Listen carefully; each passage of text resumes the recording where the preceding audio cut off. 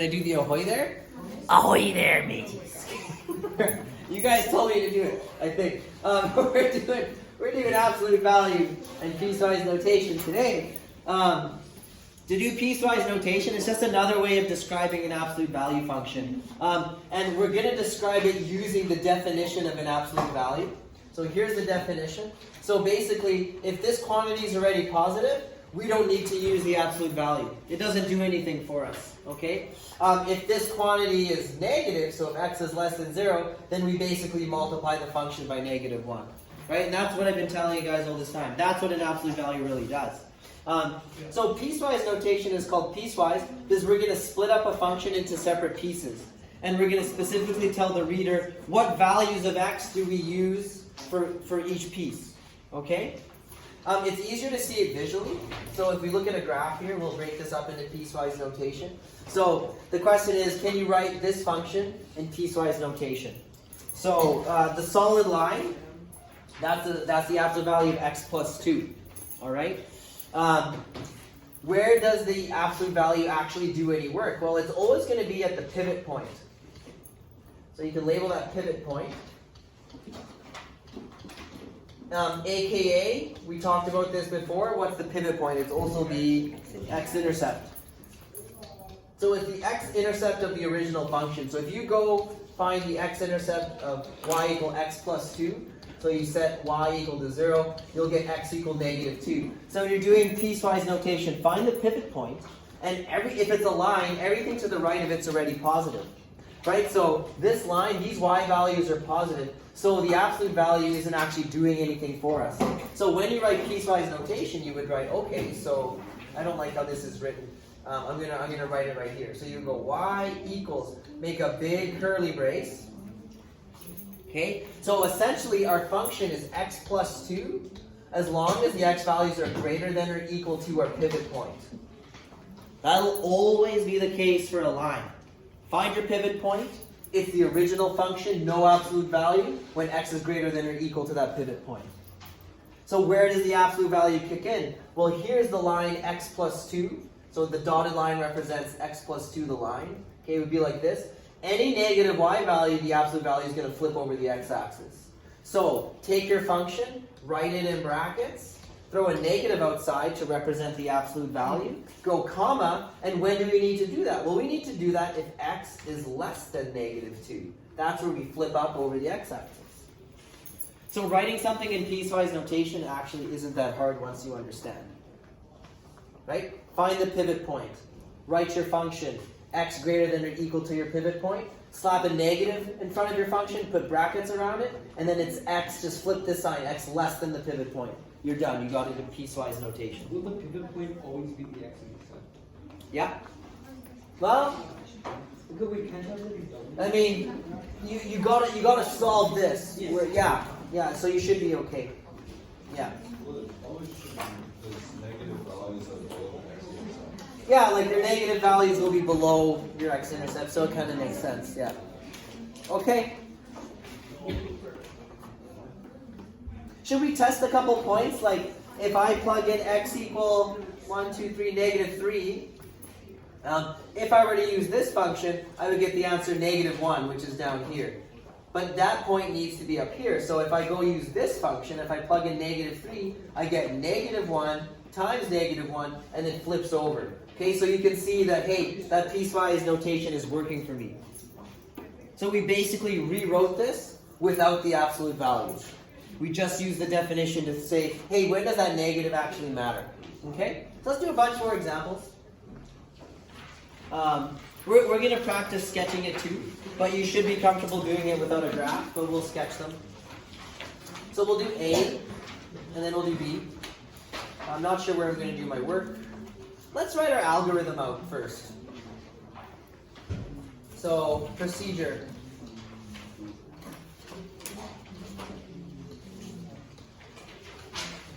Find pivot point. And then in brackets I'll put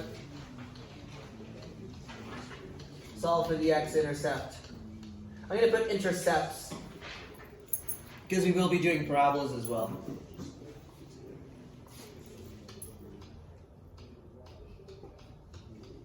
And then I'm going to say set up the piecewise notation. Right, so you're going to go y equals curly brace, whatever your function is, and then you're going to go x greater than or equal to, and I'm going to put x-intercept, and then you're going to go negative x, x less than x-intercept. And then that's it, you're done. Yeah. So honestly, with piecewise notation, people generally either have it down 100% or they have no idea what they're doing. There's no happy medium because you need to know the procedure. Okay? If you know the procedure, you'll be fine. It's the same thing every time. Find that pivot point, set up this equation, pop it in here, you got it in piecewise notation. And you guys know the logic behind it too because we went over it. Yeah? Give you a moment to copy that down, then we'll do those two examples. Looks like one of them is a parabola.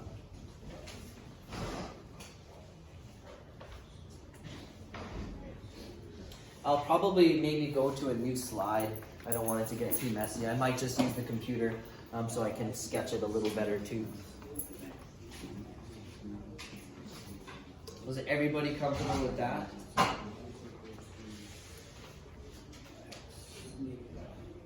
Good?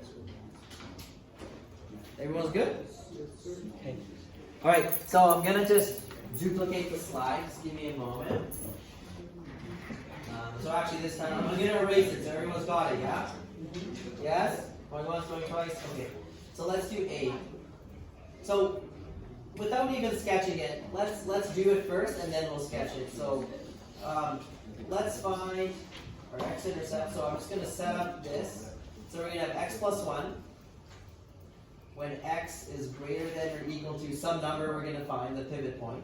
And then we go negative x plus 1 in brackets when x is less than our mystery number. How do we find the mystery number? Well, we need the x-intercept. So x-intercept means that y equals 0.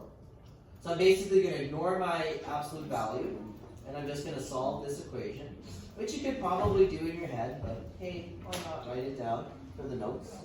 So there's my pivot point.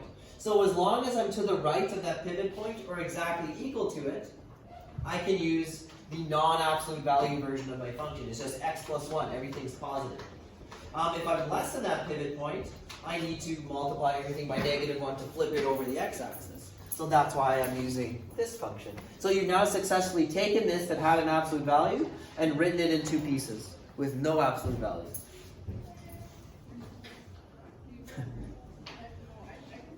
Is there utility to that? I don't know. There probably is. When would I use this? We talked about this history of math where it's like they just did stuff and then maybe like 100 years later someone was like, oh, this is useful for this. Just this Yeah. though. Just this one thing. I mean, do you like your iPhone? Facts. What do you Like- mean facts?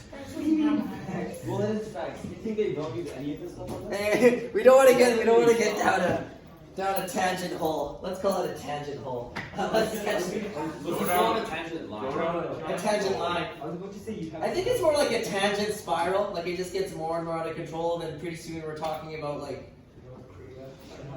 yeah, we'll be talking about Donald Trump in like a few minutes or something. Anyways, so let's graph this thing. Shh, let's graph it because you may be required to graph it. So there's my x-intercept. To graph it, do I need anything else? Maybe another piece of info would be nice.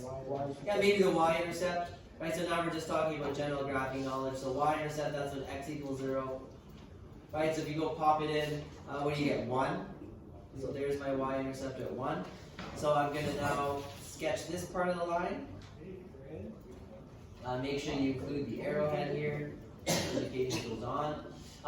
If it was the regular function to keep going down, I'm just going to grab one more coordinate so I can get a nice graph. So when x equals negative 2, I'm going to go over here and I'm going to plug in negative 2 for x, and what do I get for y?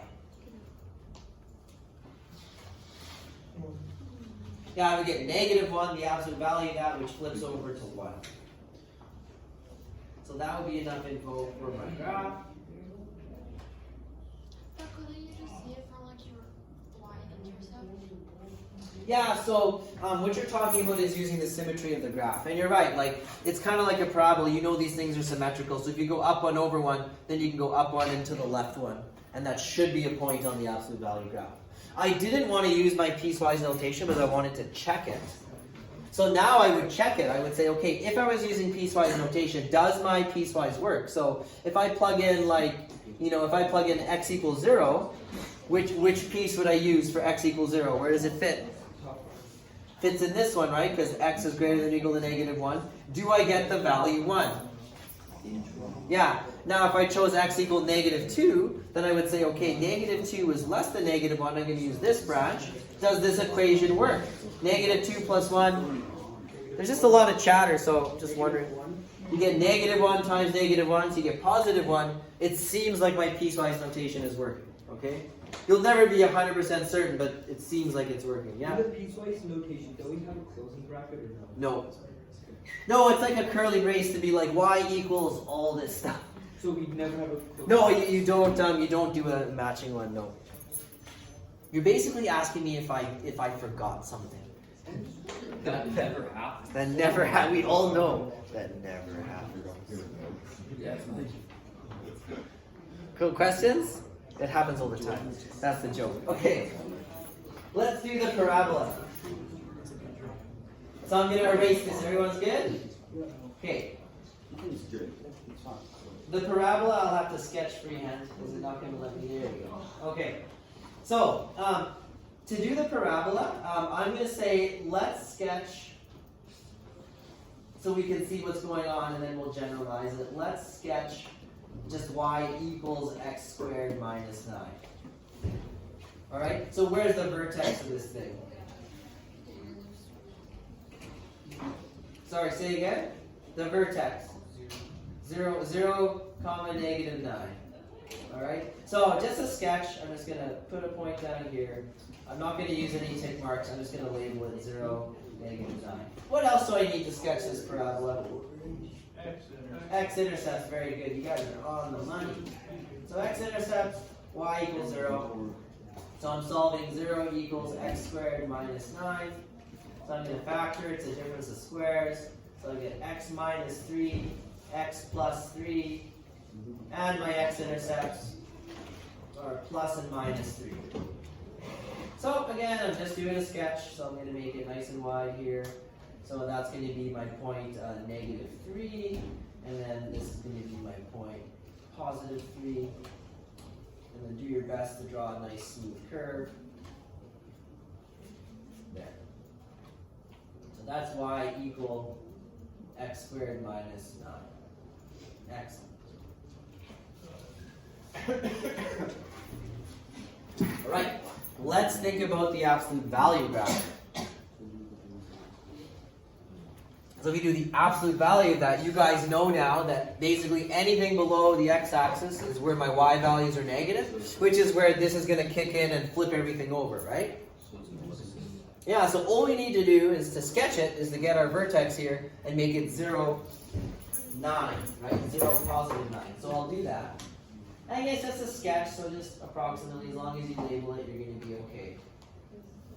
Okay, what about this branch? Like, are these all positive values here?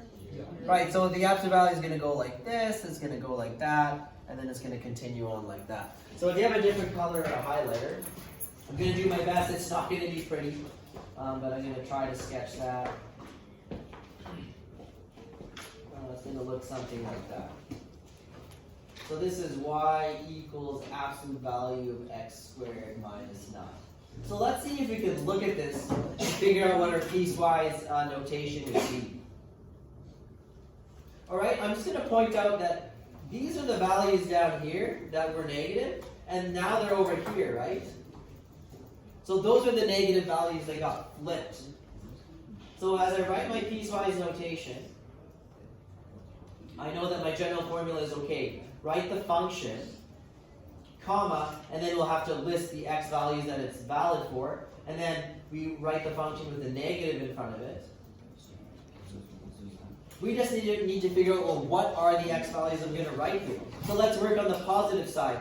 It was positive as long as it was bigger than or equal to 3, right? Yeah. So we would say, okay, so if x is greater than or equal to 3, I'm going to use that. Or there was another branch over here. As long as x was less than or equal to -3, we can visually see, well, the function was already positive here, already had positive y values. Do we agree? Now, what's special about those 2 points? Are they still the x-intercepts? Yeah. So when we were doing the lines, I said you need to find your pivot point or x-intercept. If it's a parabola, you still need to find your x-intercepts. And then that's where the function pivots, so to speak. So where does the absolute value kick in? Somewhere here. Right? Right here and right here. So if I'm bigger than this value, I'm okay to use that. If I'm less than that value, I'm okay to use that. When do I actually use the absolute value? Well, it's between -3 and 3, right? This was the part that flipped over. That's where the absolute value did something. Okay? So how would you write that when you're between 2 x values? It would just look like this. Start with your smallest one, less than x, less than your biggest one. And when we read this in math, we're literally saying, hey, x is in between -3 and 3, not exactly equal to -3, right? So you get as close to -3 as you like, as long as you're not exactly -3. And that's how you write it. So x greater than this number, but less than that. That's the notation. I notice people have trouble with this. You might need to memorize the notation. It would be like your English teacher saying, you need to memorize the meaning of this word. It's the same thing. You need to memorize this notation. Are there questions? Question over there? No? I just knife-handed that. No, it's not a third. Why do you want to ruin every video I make? Let's say that can become yours. That's enough. No, I don't want to have to edit. Like, you go like that, you go like that. I will kick you out. If I ruin my video. I got stuff to do, guys.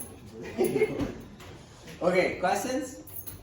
So we basically looked at how do we do piecewise for linear functions, how do we do piecewise for quadratic. Should we rewrite our procedure, or are you guys, maybe we'll rewrite it, because it's our notes. So I'm going to type it up. It's basically the same exact procedure. That's a little bit too big.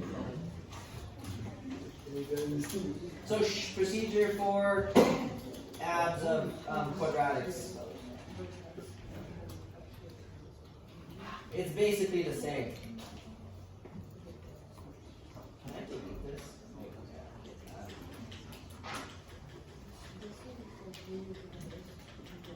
So step 1 is still find pivot points, the x-intercepts.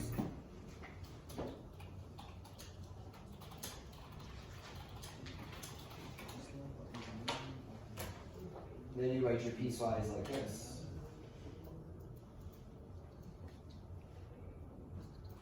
So it's just x if the function is greater than or equal to, I'm just going to put right, I'm going to put most positive. I'm trying to think of a way, most positive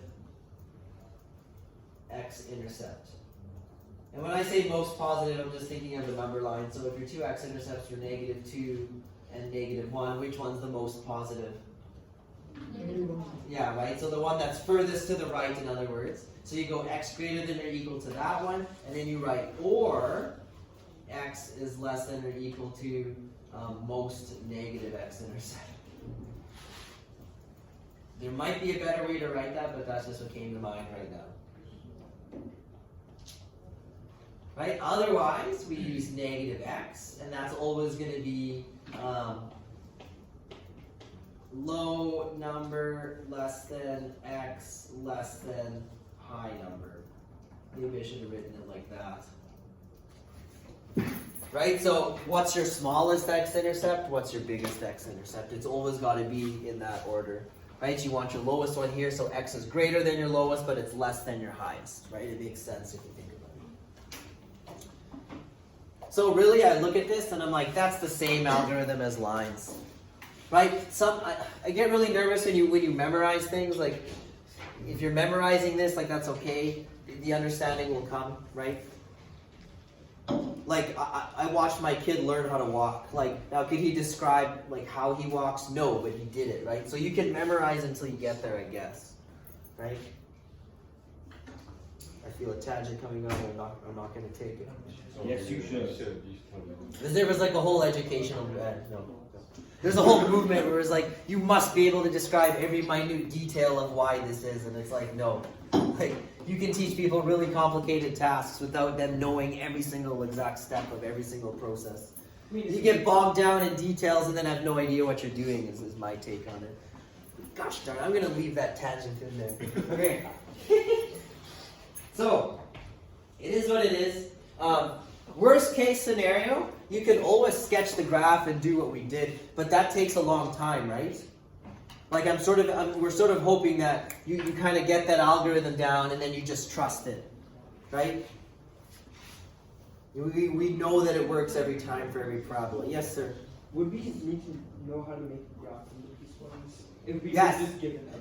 Yes. So because we're doing piecewise, like I could present you with a question that'd be like, hey, here's the piecewise notation, sketch the graph, right? Or I might say, here's the graph, give me the piecewise notation.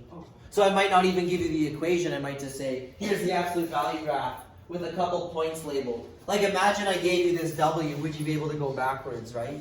Like if it was a W, you'd be like, well, it was a quadratic, so I need to flip this point down here, get my equation, and then I can see my x-intercept, so you'd be able to work backwards, right? We'll try to do some practice. You can't practice every single question under the sun. I mean, that's what your homework is for, right? Is like, here's, the 10 questions that you should practice, and then I give you what the theory and stuff in the notes. Yeah, and then you go out and apply it. Is that a question too? No, can you go down a little bit? Yes, I sure can. Yeah. Excellent. We'll do, we've got lots of other, if we had to pick another example, well, let's see how much time we have. We only have 5 minutes. I might just do a question where maybe we work backwards. Or something, I don't know, let's see. I think we'll have time for one question. You have everything you need in order to do anything. That's a review question. That might be a good mental math for tomorrow. Maybe we'll do some of these as mental maths tomorrow. Would be a good idea, like some of the questions in the notes. Just like write these down. Like so you can write them in your notes and we'll just do them for mental math. Like we did a line, we did a parabola, it's just another question. This was maybe the one I was looking at, right? Like, so here's the question I was talking about where I give you the piecewise and I ask for the graph. So why don't we quickly do that? So what do we know about this point? What should the y value be when x equals exactly 3? Because if you think about your algorithm, what's this point? What's it called? It's the pivot point or the x-intercept, right? So as I'm sketching this, because I know the theory, I'm like, well, x equals 3, and I'm probably going to regret using tick marks. X equals 3 is my pivot point. We can also check, so if you go plug in when x equals 3, and you go figure out, well, y equals that, what do you get for y? And you plug in 3. 6 minus 6, 0. Do we all agree? So the point 0, 3. Let's plug in x equals 4, so we get another point. Y equals 2 times 4 minus 6. So we get what? 2. So 1, 2, 4, 4, 2. Okay, so we know, is this a line or a parabola? Look at your equation. It's obviously linear, yeah? Okay, so you can start sketching the line. So now we have achieved the right-hand side of it. Okay, for the last part, when x is less than 3, we're going to be using this equation. Okay, so how about you plug in x equal, I don't know, how about 2? This is the equation you're using. So y equals negative 2 times 2 plus 6. What do we get?